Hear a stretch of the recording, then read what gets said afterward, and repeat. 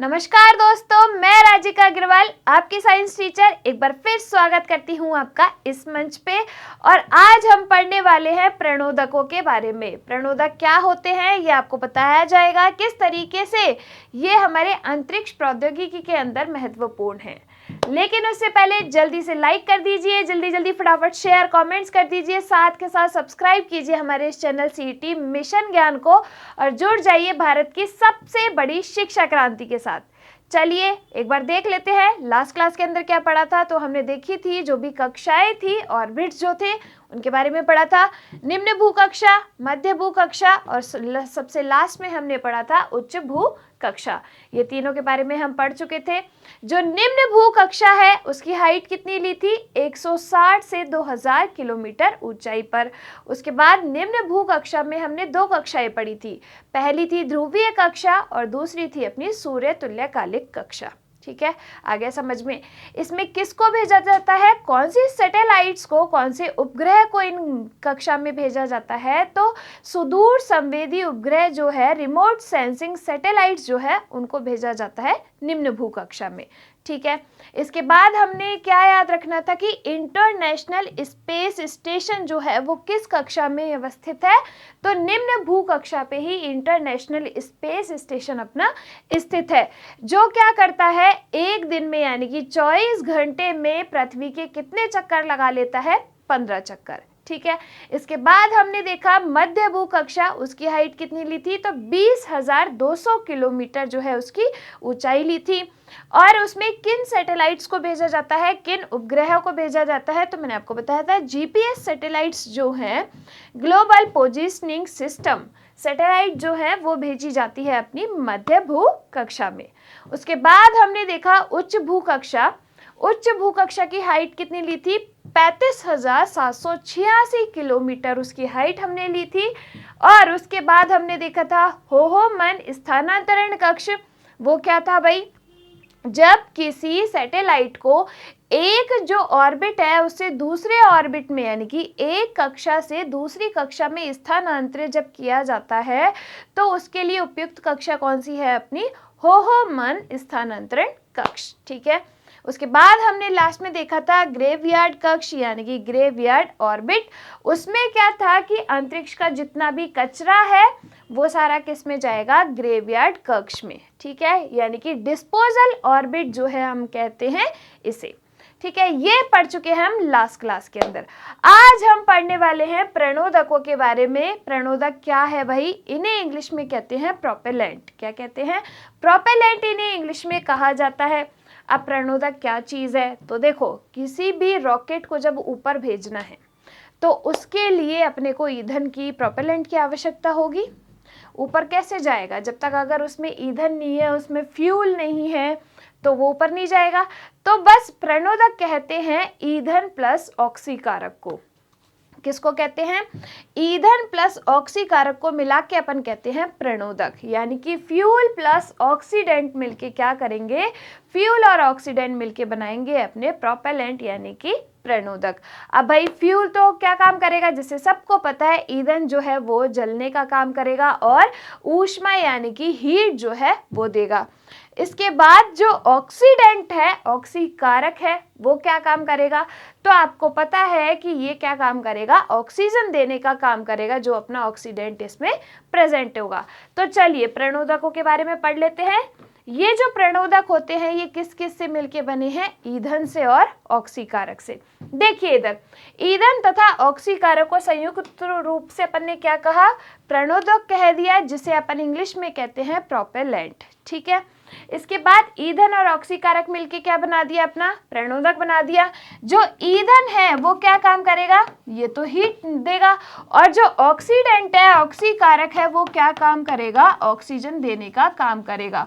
और ऑक्सीजन किस में मदद करती है? जलने में मदद करती है। तो इसीलिए इस ऑक्सीडेंट की, इस ऑक्सीकारक की अपन को इसमें रिक्वायरमेंट होती है। अब देखिए, एक एग्जाम का क्वेश्चन है 2022 के अंदर पूछा गया है कि जो रॉकेट है वो किस नियम पर आधारित है। ठीक है, 2022 के अंदर ये वाला क्वेश्चन पूछा गया है कि प्रक्षेपण यानी रॉकेट जो है वो किस नियम पे काम करते हैं। तो ये काम करते हैं संवेग संरक्षण के नियम पे। किस पे? संवेग संरक्षण के नियम पे जो है ये काम करते हैं। आपको ये याद रखना है। साथ के साथ न्यूटन का थर्ड लॉ जो है, न्यूटन के तीसरे नियम को ये क्या करते हैं? फॉलो करते हैं। न्यूटन के तीसरे नियम को ये क्या करते हैं? फॉलो करते हैं। अब ये नियम क्या कहता है कि जब रॉकेट ऊपर जा रहा है तो ऊपर जाते टाइम जितना ज़्यादा उसका संवेग है उतना ही दाब जो नीचे गैसेस निकल रही हैं उनका है। तो ये किसको फॉलो करता है? ये करता है संवेग संरक्षण के नियम को फॉलो करता है। एक एग्जाम में पूछा गया है तो आपको ये याद रखना है। चलिए अब देखिए कि जब ईंधन को ऑक्सीकारक की उपस्थिति में जलाया जाता है तो भारी मात्रा में गैस धावित क्या है? नीचे की ओर उत्सर्जित होती है, जो क्या करती है? रॉकेट को ऊपर की ओर बल प्रदान करती है, ऊपर की ओर प्रणोद प्रदान करती है। आपने देखा होगा जब रॉकेट लॉन्च होते हैं, आपने मूवीज में देखा होगा, सीरीज के अंदर देखा होगा कि जब रॉकेट लॉन्च किए जाते हैं तो एकदम से प्रेशर के साथ वो ऊपर जाते हैं, बल के साथ वो ऊपर जाते हैं और जो नीचे बहुत सारी गैसेस जो होती है वो रिलीज होती है। तो ये हो गया अपना बेसिक इंट्रोडक्शन किसके बारे में? प्रणोदकों के बारे में। अब देखिए जो प्रणोदक होते हैं उनको हम 3 कैटेगरीज में डिवाइड करते हुए पढ़ते हैं। कितनी कैटेगरीज में? 3 कैटेगरीज के अंदर प्रणोदकों को हम डिवाइड करके पढ़ते हैं। कितनी कैटेगरी में? 3 कैटेगरी में प्रणोदक होते हैं। एक होते हैं ठोस प्रणोदक, क्या यानी कि सॉलिड प्रोपेलेंट। दूसरे अपने होते हैं द्रव प्रणोदक यानी कि लिक्विड प्रोपेलेंट। और तीसरे जो होते हैं प्रणोदक वो अपने होते हैं क्रायोजेनिक। क्या? क्रायोजेनिक। कौन से भाई? क्रायोजेनिक। इस क्रायोजेनिक का एक क्वेश्चन एग्जाम में आया हुआ है यूपीपीएस 2006 के अंदर या फिर यूपीपीएस 2010 के अंदर। ये वाला क्रायोजेनिक का एक क्वेश्चन आया हुआ है कि क्रायोजेनिक इंजन उपयुक्त किए जाते हैं, ये यूज किए जाते हैं तो किसमें? रॉकेट में जो है क्रायोजेनिक इंजन अपने यूज किए जाते हैं। इनके बारे में अभी पढ़ेंगे आगे। चलिए देखिए प्रणोदकों को हम 3 कैटेगरीज में डिवाइड करते हुए पढ़ते हैं। पहली कौन सी है? Solid propellant. दूसरी है अपनी लिक्विड प्रोपेलेंट और तीसरी है अपनी क्रायोजेनिक ईंधन। अब देखिए जो अपने ठोस प्रणोदक होते हैं ये क्या होते हैं भाई? ईंधन और ऑक्सीकारक हम इसके अंदर लेते हैं। सभी में ईंधन और ऑक्सीकारक मिलके ही क्या बनाएंगे? प्रणोदक बनाएंगे। लेकिन इसमें और इसमें क्या डिफरेंस होता है? जो अपने ठोस प्रणोदक है उनको ईंधन और ऑक्सीकारक को दोनों को एक ही टैंक में भरा जाता है। यानी कि ईंधन और ऑक्सीकारक को एक ही टैंक के अंदर भरा जाता है और वो जो टैंक है वो स्टील के आवरण का होता है। तो ये उसमें किसको भरा जाता है? ठोस प्रणोदकों को। अब देखिए लिक्विड प्रोपेलेंट जो होते हैं उसमें क्या किया जाता है कि ईंधन को और जो अपना ऑक्सीकारक है दोनों को अलग अलग टैंक के अंदर भरा जाता है। ईंधन को और ऑक्सीकारक दोनों को अलग अलग टैंक के अंदर भरा जाता है और जब भाई रॉकेट लॉन्च करना होता है तो उन दोनों को एक जो भाई टैंक है उसके अंदर बहाया जाता है, ईंधन को और ऑक्सीकारक को, लिक्विड प्रोपेलेंट को, और फिर एक टैंक में बहाने के बाद उसको जो रॉकेट जो है वो लॉन्च किया जाता है। ये जो ठोस प्रणोदक अपने होते हैं, ठोस प्रणोदकों को ये बहुत इजीली जलते हैं। क्या है कि बहुत इजीली और बहुत जल्दी फास्ट जो है ये ठोस प्रणोदक जलते हैं। लेकिन जो अपने द्रव प्रणोदक है ये थोड़ी धीमे चलते हैं। और एक चीज और इसमें डिफरेंस है। तो क्या डिफरेंस है? देखो इधर कि भैया अपने जो द्रव प्रणोदक है अगर मान लो कि कोई रॉकेट लॉन्च होने से उस टाइम रोकना है तो उस ईंधन को, उस ऑक्सीडेंट को अपन उस टैंक में बहाने से रोक सकते हैं। यानी कि बीच में ही इसको रोक सकते हैं रॉकेट लॉन्च होने को और उसको फिर से रीस्टार्ट कर सकते हैं। लेकिन जो अपने ठोस प्रणोदक होते हैं इनको जब एक बार जलाया जाता है तो जब तक फ्यूल पूरा खत्म नहीं हो जाता तब तक ये जलते हैं। यानी कि इनको बीच में नहीं रोका जा सकता। ठीक है, तो ये हुए अपने ठोस प्रणोदक और द्रव प्रणोदक। इसके बाद अपने आते हैं क्रायोजेनिक इंजन। अब भाई ये क्या है क्रायोजेनिक इंजन? तो इसमें क्या करते हैं कि लिक्विड जो गैसें होती है, लिक्विफाइड गैसें यानी कि द्रवित गैसें, लिक्विफाइड गैस जिसको अपन हिंदी में कहते हैं द्रवित गैस, क्या कहते हैं? द्रवित गैस जो है उनको बहुत ही कम टेम्परेचर पे रखा जाता है। क्या किया जाता है क्रायोजेनिक इंजन के अंदर कि जो द्रवित गैसें होती हैं उन्हें बहुत ही कम टेम्परेचर पे और हाई प्रेशर पे जो है वो रखा जाता है। अब देखिए भाई कौन कौन सी गैसें लेते हैं, तो इसमें लेते हैं लिक्विड हाइड्रोजन और लिक्विड ऑक्सीजन। ये जो दो गैसें हैं इसमें ईंधन और ऑक्सीकारक के रूप में प्रयुक्त होती है क्रायोजेनिक इंजन में। ठीक है, ये तीनों चीजें आपको याद रहेगी। चलिए एक एक करके इधर अपन पढ़ लेते हैं। सबसे पहले अपने आते हैं प्रणोदकों के प्रकार। कितने टाइप के हो गए? 3 टाइप के अपने हो गए। कौन कौन से? ठोस प्रणोदक, द्रव प्रणोदक और तीसरा है अपना क्रायोजेनिक स्टेज या फिर क्रायोजेनिक इंजन। इसके बाद देखिए सबसे पहले अपने आते हैं ठोस प्रणोदक। इसमें आपको क्या याद रखना है? सबसे पहले आपको ठोस प्रणोदकों में यही याद रखना है कि भाई इसमें ईंधन कौन सा यूज में लेते हैं और इसमें ऑक्सीकारक जो है वो कौन सा यूज में लिया जाता है। ठीक है, आगे समझ में। देखिए इसमें जो ठोस प्रणोदक है, सॉलिड प्रोपेलेंट है, उसके अंदर अपना ईंधन यूज में आता है हाइड्रोक्सिल टर्मिनेटेड पॉलीब्यूटाडाइन। क्या है? हाइड्रोक्सिल टर्मिनेटेड पॉलीब्यूटाडाइन, जिसकी शॉर्ट फॉर्म क्या हो गई? HTPB। ठीक है, ईंधन कौन सा हो गया? हाइड्रोक्सिल टर्मिनेटेड पॉलीब्यूटाडाइन, ये है आपका ईंधन। इसके बाद आपका ऑक्सीडेंट जो है वो कौन सा है? वो है अपना अमोनियम परक्लोरेट। क्या है? अमोनियम परक्लोरेट और पोटेशियम नाइट्रेट। ठीक है भाई, याद रहेगी। अमोनियम परक्लोरेट और पोटेशियम नाइट्रेट जो है वो अपन इसमें लेते हैं। क्या क्या लेते हैं भाई? ईंधन कौन सा लेते हैं? तो देखियो इधर कौन सा ईंधन लेते हैं। ईंधन अपना होता है हाइड्रोक्सिल टर्मिनेटेड पॉलीब्यूटाडाइन। उसके बाद अपना ऑक्सीकारक क्या है इसके अंदर? तो अपना ऑक्सीकारक है अमोनियम परक्लोरेट और पोटेशियम नाइट्रेट। ये हो गए अपने सॉलिड प्रोपेलेंट। ये क्या है? जल्दी जलेंगे, फास्ट जलेंगे। इसके साथ साथ इनको क्या है? एक ही टैंक के अंदर जो है वो भरा जाता है। आ गया समझ में? अब चलिए भाई सेकंड अपने आते हैं द्रव प्रणोदक यानी कि लिक्विड प्रोपेलेंट। लिक्विड प्रोपेलेंट में हम इनको 2 कैटेगरीज में डिवाइड करते हुए पढ़ते हैं। एक होती है लोअर स्टेज और सेकंड अपन लेते हैं अपर स्टेज। लोअर स्टेज जो है द्रव प्रणोदकों के बारे में मैंने आपको बताया पहले कि द्रव प्रणोदक की जो कंट्रोलिंग है, मतलब इजीली इनको कंट्रोल किया जा सकता है। क्यों किया जा सकता है? क्योंकि इसमें द्रव प्रणोदकों में ईंधन और ऑक्सीकारक को अलग अलग टैंक में जो है वो भरा जाता है और फिर जब रॉकेट लॉन्च करना होता है, जब इनकी ज़रूरत होती है, तो दोनों को एक टैंक में जो है वो क्या किया जाता है? बहाया जाता है। ये लिक्विड है तो इनको एक टैंक में बहाया जाता है। अगर वो लॉन्चिंग उस टाइम रोकनी है तो इनको बीच में अपन रोक सकते हैं और उसे फिर से रीस्टार्ट कर सकते हैं।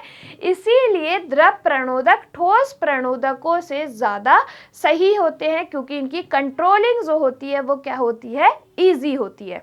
ठीक है, तो देखिए भाई लोअर स्टेज में जो अपना ईंधन है वो कौन सा है?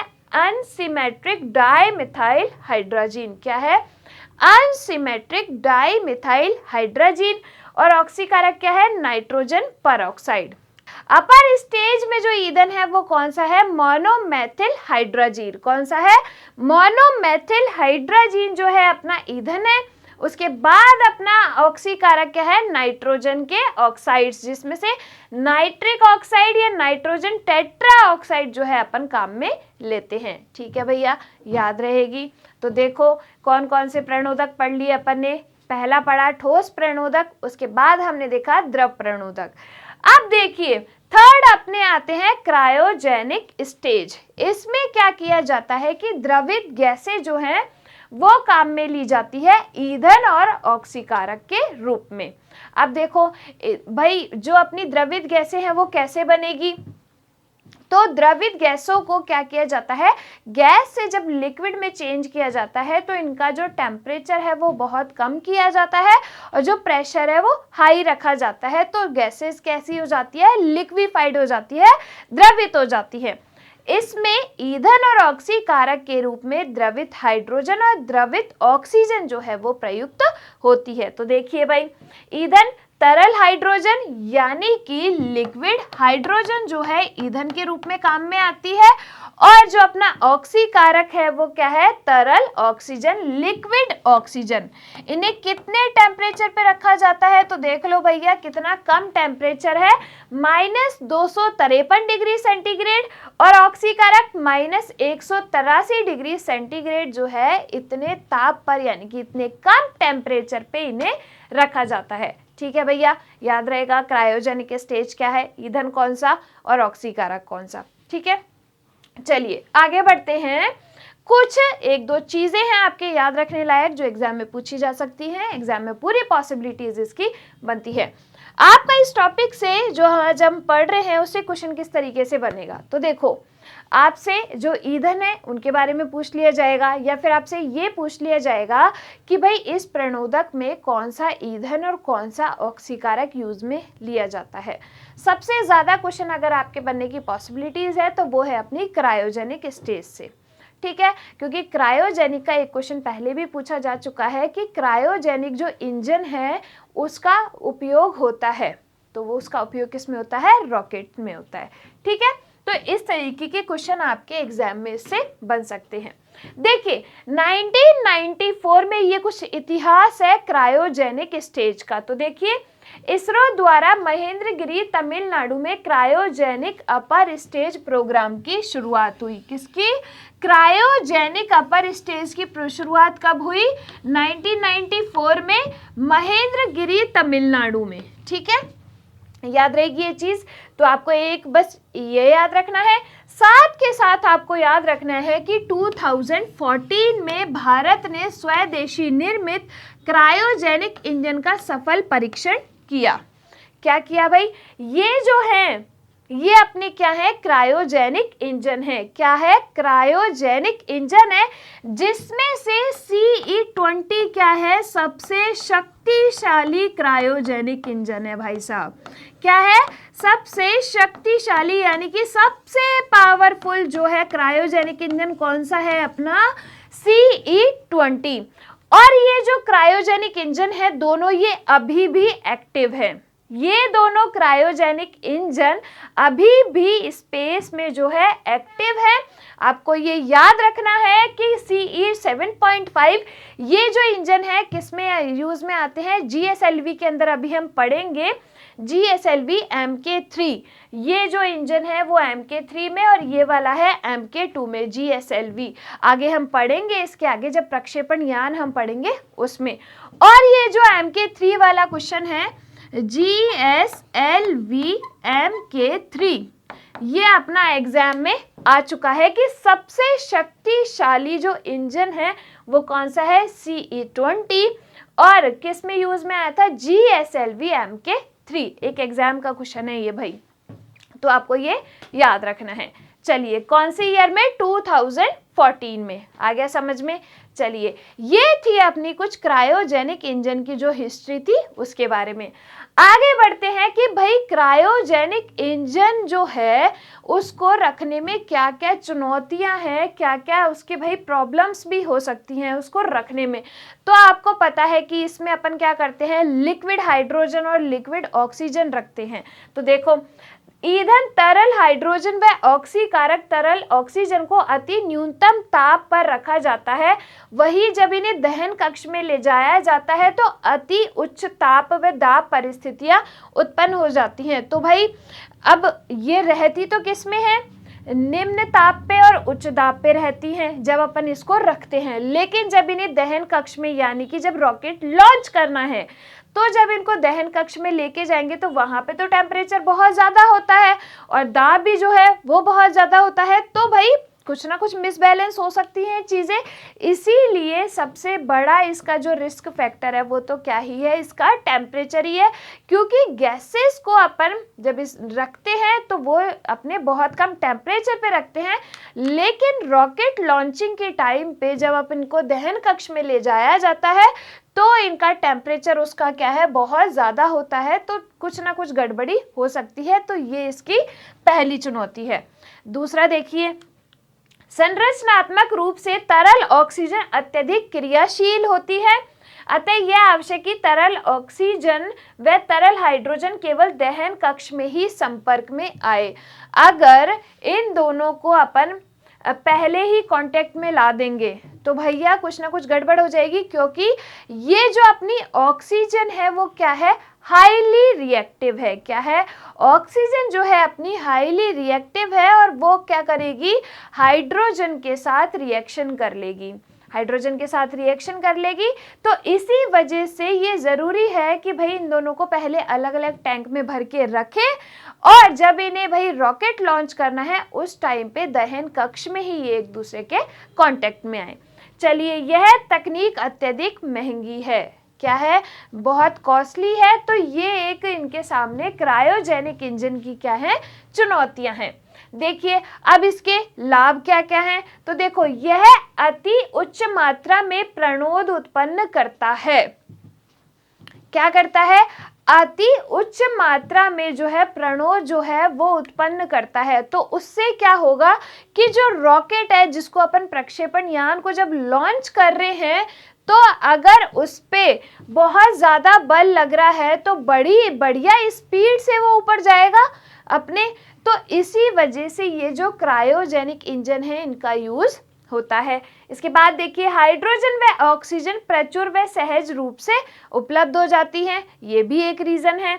सह उत्पाद के रूप में जल प्राप्त होता है, अतः यह इको फ्रेंडली है। क्या है, इको फ्रेंडली है, क्योंकि इसका को प्रोडक्ट क्या बनेगा, जब ऑक्सीजन और हाइड्रोजन रिएक्शन करेंगे तो वाटर प्राप्त होगा। इसीलिए ये जो क्रायोजेनिक इंजन है वो क्या है, इको फ्रेंडली है। चलिए भाई, दोहरी उपयोग तकनीक, रेवेन्यू में वृद्धि, तकनीक क्षेत्र में भारत व इसरो की साख में वृद्धि। ये आपसे लाभ जो है वो नहीं पूछे जाते हैं एग्जाम में, तो इन पे इतना जोर देने की जरूरत नहीं है। जो जो क्वेश्चन आपके एग्जाम में बनने की पॉसिबिलिटीज है इस प्रणोदक से वो मैंने आपको बता दी, जो क्वेश्चन आया हुआ है वो भी मैंने आपको बता दिया, ठीक है। तो आपको वही चीज़ ज़्यादा फोकस करके पढ़नी है।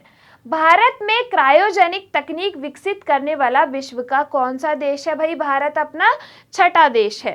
इसके बाद आपको ये याद रखना है कि इसरो द्वारा विकसित क्रायोजेनिक इंजन 20 विश्व में अब तक का सबसे शक्तिशाली जो है क्या है, क्रायोजेनिक इंजन है। मैंने आपको बता दिया था जब अपन ने क्रायोजेनिक इंजन 7.5 मैंने आपको बताया था और एक बताया था क्रायोजेनिक इंजन 20, ठीक है। सबसे शक्तिशाली कौन सा है, CE-20 GSLV MK3, आपको MK3 जो है इसमें याद रखना है। तो इस तरीके से जो अपने प्रणोदक है वो कंप्लीट होते हैं। प्रणोदकों को अपन क्या कहते हैं, प्रोपेलेंट कहते हैं। प्रणोदक क्या है भाई, ईंधन प्लस ऑक्सीकारक मिलके क्या बनाते हैं, प्रोपेलेंट, प्रणोदक बनाते हैं। प्रणोदक क्या करता है, किसके नियम पर काम करता है, तो संवेग संरक्षण के नियम पे और न्यूटन के थर्ड लॉ को ये फॉलो करता है। प्रणोदकों को अपन 3 कैटेगरी में डिवाइड करते हुए पढ़ते हैं। पहला है ठोस प्रणोदक, दूसरा है अपना द्रव प्रणोदक और तीसरा है अपना क्रायोजेनिक स्टेज। ठोस प्रणोदकों को एक स्टील के जो है टैंक, उसमें ईंधन और ऑक्सीकारक को एक साथ रखा जाता है।